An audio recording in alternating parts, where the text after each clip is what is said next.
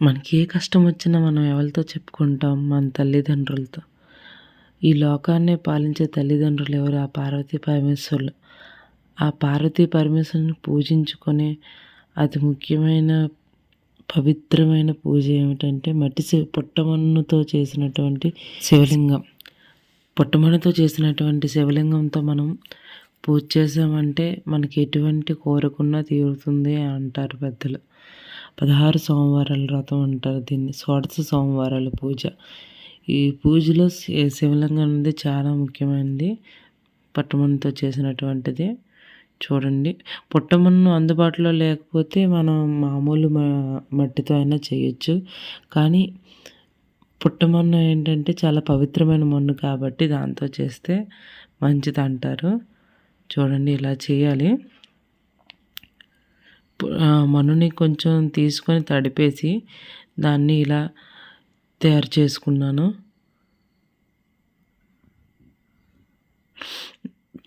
సోమవారాల వ్రతం పూజ కూడా నేను పెట్టాను. చాలా సులభంగా చేసుకోవచ్చు.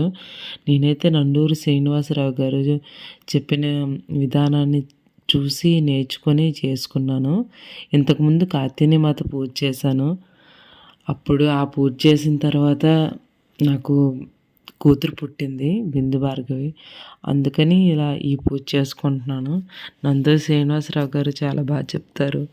ఆ మంత్రాలు అవన్నీ నేర్చుకొని చేసుకుంటున్నాను.